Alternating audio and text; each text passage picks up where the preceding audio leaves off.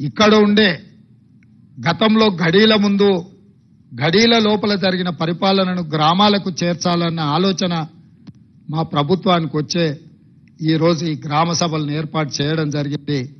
ఈ ప్రజా పరిపాలన ద్వారా ప్రజల యొక్క సమస్యల్ని పరిష్కరించాలని ఈరోజు ఈ ప్రభుత్వం నిర్ణయం తీసుకున్నది. దానికి సంబంధించి ప్రజలు అది మహాలక్ష్మి పథకం కావచ్చు, గృహజ్యోతి కావచ్చు, ఇందిరమ్మ ఇండ్లు కావచ్చు, రైతు భరోసా కావచ్చు, ఏ సంక్షేమ పథకమైనా ప్రజలకు చేరాలి అనంటే నిజమైన అర్హులైన లబ్ధిదారుల వివరాలు ప్రభుత్వం దగ్గర ఉండాలి. అప్పుడు మేము టార్గెట్ పెట్టుకొని పనిచేయడానికి ఉంటుంది.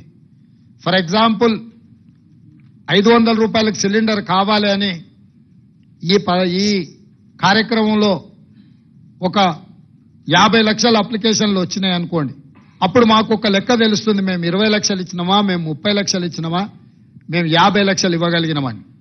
ఇందిరమ్మ ఇళ్ల కోసం వచ్చిన దరఖాస్తులు, ఇల్లు లేని పేదలు ఎంతమంది ఉన్నారో మాకు లెక్క తెలిసినప్పుడు మేము ఆ టార్గెట్ను రీచ్ అవ్వడానికి 100% మేము అహర్నిశలు కృషి చేయడానికి ఉంటుంది.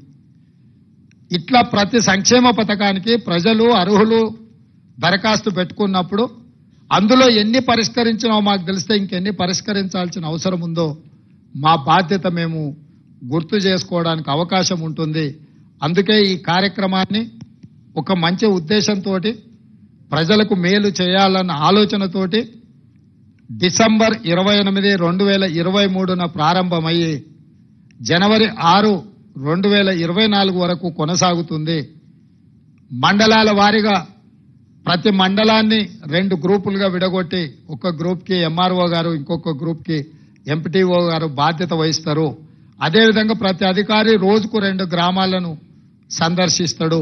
ఉదయం 8 గంటల నుంచి 12 గంటల వరకు ఒక గ్రామంలో గ్రామ సభ జరిగితే మధ్యాహ్నం 2 గంటల నుంచి 6 గంటల వరకు ఇంకొక గ్రామంలో గ్రామ సభ జరుగుతుంది. ఆ విధంగా అన్ని గ్రామాలను, అన్ని మున్సిపల్ వార్డులను కవర్ చేయడం.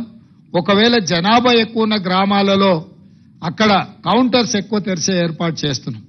మహిళలకు, పురుషులకు కూడా సపరేట్గా కౌంటర్స్ పంపిస్తున్నాం.